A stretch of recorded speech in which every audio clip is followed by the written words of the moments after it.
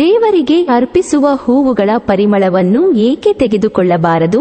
ಹೂವುಗಳಲ್ಲಿ ದೇವತೆಗಳ ತತ್ವವನ್ನು ಆಕರ್ಷಿಸುವ ಮತ್ತು ಪ್ರಕ್ಷೇಪಿಸುವ ಕ್ಷಮತೆ ಇರುತ್ತದೆ. ಜೀವವು ಹೂವಿನ ಪರಿಮಳ ತೆಗೆದುಕೊಂಡಾಗ ಜೀವದ ಗಂಧರೂಪದ ವಾಸನೆಗೆ ಸಂಬಂಧಿಸಿದ ಇಚ್ಛಾಶಕ್ತಿಯು ಉಚ್ಛ್ವಾಸದೊಂದಿಗೆ ಹೂವಿನ ಸೂಕ್ಷ್ಮ ಕಕ್ಷೆಯಲ್ಲಿ ಪ್ರವೇಶಿಸುವುದರಿಂದ ಹೂವಿನ ಕಾರ್ಯಕ್ಷಮತೆಯು ಕಡಿಮೆಯಾಗುತ್ತದೆ. ಪರಿಮಳ ತೆಗೆದುಕೊಂಡಂತಹ ಇಂತಹ ಹೂವುಗಳಲ್ಲಿ ನೈಸರ್ಗಿಕವಾಗಿರುವ ಸತ್ವವು ಕಡಿಮೆಯಾಗುತ್ತದೆ.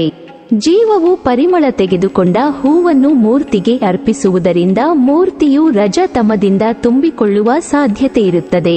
ಇದರಿಂದ ಭಕ್ತರಿಗಾಗಿ ಮೂರ್ತಿಯಲ್ಲಿ ಬಂದಿರುವ ಚೈತನ್ಯ ಕಣಗಳ ಪ್ರಕ್ಷೇಪಣೆಗೆ ಅಡಚಣೆಯಾಗುತ್ತದೆ. ಇದರ ಪರಿಣಾಮದಿಂದ ಸಮಷ್ಟಿಯಲ್ಲಿ ಚೈತನ್ಯವು ಕಡಿಮೆ ಪ್ರಕ್ಷೇಪಣೆಯಾಗುತ್ತದೆ. ಇದೇ ಕಾರಣದಿಂದ ದೇವತೆಗಳಿಗೆ ಅರ್ಪಿಸುವ ಹೂವುಗಳ ಪರಿಮಳ ತೆಗೆದುಕೊಳ್ಳುವುದು ಒಂದು ರೀತಿಯಲ್ಲಿ ಅಪರಾಧವಾಗಿದೆ. ಸೂರ್ಯಾಸ್ತದ ನಂತರ ಮೊಗ್ಗುಗಳನ್ನು ಏಕೆ ಕೀಳಬಾರದು? ಬ್ರಾಹ್ಮಿ ಮುಹೂರ್ತದಲ್ಲಿ ದೇವತೆಗಳ ಪವಿತ್ರಕಗಳು ಪೃಥ್ವಿಯ ಮೇಲೆ ಹೆಚ್ಚು ಪ್ರಮಾಣದಲ್ಲಿ ಪ್ರಕ್ಷೇಪಿಸಲ್ಪಡುತ್ತವೆ. ಯಾವ ಹೂವುಗಳಲ್ಲಿ ಯಾವ ದೇವತೆಗಳ ಪವಿತ್ರಕಗಳನ್ನು ಆಕರ್ಷಿಸುವ ಕ್ಷಮತೆ ಹೆಚ್ಚಿರುತ್ತದೆಯೋ ಆ ಹೂವುಗಳ ಕಡೆಗೆ ಆ ಪವಿತ್ರಕಗಳು ಹೆಚ್ಚು ಪ್ರಮಾಣದಲ್ಲಿ ಆಕರ್ಷಿತವಾಗುತ್ತವೆ.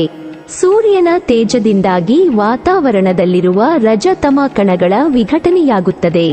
ಆದುದರಿಂದ ಸೂರ್ಯಾಸ್ತದ ಮೊದಲಿನ ವಾತಾವರಣವು ಸೂರ್ಯಾಸ್ತದ ನಂತರದ ವಾತಾವರಣದ ತುಲನೆಯಲ್ಲಿ ಹೆಚ್ಚು ಸಾತ್ವಿಕವಾಗಿರುತ್ತದೆ. ಸೂರ್ಯಾಸ್ತದ ನಂತರ ವಾಯುಮಂಡಲದಲ್ಲಿನ ರಜತಮದ ಪ್ರಮಾಣವು ಹೆಚ್ಚಾಗಿ ಕೆಟ್ಟ ಶಕ್ತಿಗಳ ಸಂಚಾರವು ಹೆಚ್ಚಾಗುವುದರಿಂದ ವಾತಾವರಣವು ಕಲುಷಿತವಾಗುತ್ತದೆ. ಆದುದರಿಂದ ಸೂರ್ಯಾಸ್ತದ ನಂತರ ಹೂವಿನ ಮೊಗ್ಗುಗಳು ರಜತಮಯುಕ್ತ ಕಣಗಳಿಂದ ತುಂಬಿರುವುದರಿಂದ ದೇವರ ಪವಿತ್ರಕಗಳನ್ನು ಸೆಳೆಯುವ ಕ್ಷಮತೆಯೂ ಕಡಿಮೆಯಾಗುತ್ತದೆ. ಇದಕ್ಕಾಗಿ ಸೂರ್ಯಾಸ್ತದ ನಂತರ ಮೊಗ್ಗುಗಳನ್ನು ಕೀಳುವುದು ಸೂಕ್ತವಲ್ಲ. ಮಲ್ಲಿಗೆ, ಜಾಜಿ, ಸುಗಂಧರಾಜ ಇತ್ಯಾದಿ ಹೂವುಗಳಲ್ಲಿ ದೇವತೆಗಳ ಪವಿತ್ರಕಗಳು ತಮ್ಮಲ್ಲಿ ಹೆಚ್ಚೆಚ್ಚು ಆಕರ್ಷಿತವಾಗಬೇಕು ಎನ್ನುವ ತಳಮಳವಿರುತ್ತದೆ.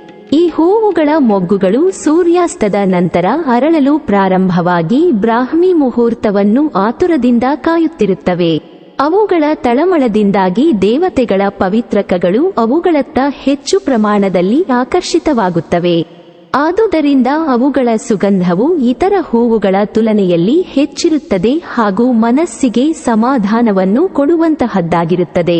ಕೆಲವು ಹೂವುಗಳು ಉದಾ, ಬಿಳಿ ಮತ್ತು ಗುಲಾಬಿ ಬಣ್ಣದ ದಾಸವಾಳಗಳು ಸೂರ್ಯೋದಯವಾದರೂ ಅರಳುತ್ತಲೇ ಇರುತ್ತವೆ.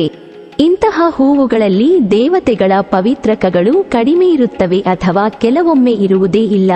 ಇಂತಹ ಹೂವುಗಳಲ್ಲಿ ಪರಿಮಳವೂ ಇರುವುದಿಲ್ಲ. ಇಂತಹ ಹೂವುಗಳನ್ನು ದೇವರಿಗೆ ಅರ್ಪಿಸುವುದೆಂದರೆ ದೇವರಿಗೆ ಕಾಗದದ ಹೂವುಗಳನ್ನು ಅರ್ಪಿಸಿದಂತೆಯೇ ಆಗುತ್ತದೆ. ಇಂತಹ ಹೂವುಗಳನ್ನು ದೇವರಿಗೆ ಅರ್ಪಿಸಿದರೂ ಅದರಿಂದ ಪೂಜಕನಿಗೆ ಹೆಚ್ಚಿನ ಲಾಭವೂ ಸಿಗುವುದಿಲ್ಲ. ತುಳಸಿ, ಗೊಂಡೆ, ಚೆಂಡು ಹೂವು, ಗುಲಾಬಿ, ಕೇದಗೆ ಇತ್ಯಾದಿ ಹೂವುಗಳು ಪ್ರತಿದಿನ ಸ್ವಲ್ಪ ಸ್ವಲ್ಪವಾಗಿ ಅರಳುತ್ತವೆ ಮತ್ತು ಗಿಡದ ಮೇಲೆ ಹೆಚ್ಚು ದಿನ ತಾಜಾತನದಿಂದಿರುತ್ತವೆ. ಇಂತಹ ಹೂವುಗಳಲ್ಲಿ ಮಂದವಾದ ಪರಿಮಳವಿರುತ್ತದೆ ಮತ್ತು ಗುರುತತ್ವವನ್ನು ಆಕರ್ಷಿಸುವ ಸಾಮರ್ಥ್ಯವೂ ಹೆಚ್ಚಿರುತ್ತದೆ. ಗುರುತತ್ವವು ಕಾರ್ಯನಿರತ ಅಥವಾ ಪ್ರಕಟವಾಗಿರುವಂತಹ ಸ್ಥಳದಲ್ಲಿ ಹೂವುಗಳ ಅಸ್ತಿತ್ವ ಇಲ್ಲದಿರುವಾಗಲೂ ಅವುಗಳ ಸೂಕ್ಷ್ಮ ಸುಗಂಧವು ಬರುತ್ತಿರುತ್ತದೆ. ತುಳಸಿ, ಗುಲಾಬಿ, ಗೊಂಡೆ ಮತ್ತು ಕೇದಗೆಗಳ ಮಿಶ್ರ ಸೂಕ್ಷ್ಮ ಸುಗಂಧವು ಬರುತ್ತಿದ್ದಲ್ಲಿ ಗುರುತತ್ವವು ನಮಗಾಗಿ ಓಡೋಡಿ ಬಂದಿದೆ ಎಂದು ತಿಳಿಯಬೇಕು. ಹೂವು ವಾತಾವರಣದಲ್ಲಿ ದೇವತೆಗಳ ಸೂಕ್ಷ್ಮ ತರಂಗಗಳು, ಸೂಕ್ಷ್ಮ ಲಹರಿಗಳು ಕಾರ್ಯನಿರತವಾಗಿರುತ್ತವೆ. ಈ ತರಂಗಗಳು ವಿಶಿಷ್ಟ ಹೂವುಗಳೆಡೆಗೆ ಆಕರ್ಷಿತವಾಗುತ್ತವೆ. ಅನಂತರ ಈ ತರಂಗಗಳು ಹೂವಿನ ಮೂಲಕ ಪ್ರಕ್ಷೇಪಿತವಾಗುತ್ತವೆ. ಆಗ ಅವುಗಳಿಗೆ ಪವಿತ್ರಕ ಎನ್ನುತ್ತಾರೆ. ಅಧ್ಯಾತ್ಮಶಾಸ್ತ್ರದ ದೃಷ್ಟಿಯಿಂದ ಹೂವನ್ನು ಅರ್ಪಿಸುವುದರ ಮಹತ್ವವನ್ನು ತಿಳಿದುಕೊಳ್ಳಲು ಮೊದಲು ತರಂಗ ಮತ್ತು ಪವಿತ್ರಕ ಈ ಶಬ್ದಗಳ ನಡುವಿನ ಭಿನ್ನತೆಯನ್ನು ಅರಿತುಕೊಳ್ಳಬೇಕು. 1. ಬ್ರಹ್ಮಾಂಡದಿಂದ ಪುಷ್ಪಗಳತ್ತ ಆಕರ್ಷಿತವಾಗುವ ದೇವತೆಗಳ ಸೂಕ್ಷ್ಮತರ ತತ್ವಗಳಿಗೆ ತರಂಗ ಎನ್ನುತ್ತಾರೆ. ಪುಷ್ಪಗಳ ಮೂಲಕ ಈ ದೇವತೆಗಳ ತತ್ವಗಳು ಯಾವಾಗ ವಾತಾವರಣದಲ್ಲಿ ಪ್ರಕ್ಷೇಪಿತವಾಗುತ್ತವೆಯೋ ಆಗ ಅವುಗಳಿಗೆ ಪವಿತ್ರಕ ಎನ್ನುತ್ತಾರೆ. 2. ತರಂಗಗಳು ದೇವತಾತತ್ವದ ಸೂಕ್ಷ್ಮತರ ಮತ್ತು ತುಲನೆಯಲ್ಲಿ ಅಧಿಕ ನಿರ್ಗುಣ ಸ್ವರೂಪದ್ದಾಗಿವೆ. ಪವಿತ್ರಕ ಅದೇ ದೇವತಾ ತತ್ವದ ಸೂಕ್ಷ್ಮ ಮತ್ತು ಸಗುಣ ಸ್ವರೂಪದ್ದಾಗಿವೆ. ಈ ಸೂಕ್ಷ್ಮ ಸ್ತರದಲ್ಲಾಗುವ ಪ್ರಕ್ರಿಯೆ ನೋಡಲು ಸೂಕ್ಷ್ಮ ದೃಷ್ಟಿಯು ಅವಶ್ಯಕವಾಗಿದೆ ಮತ್ತು ಅದು ಸಾಧನೆಯಿಂದಲೇ ಪ್ರಾಪ್ತವಾಗುತ್ತದೆ.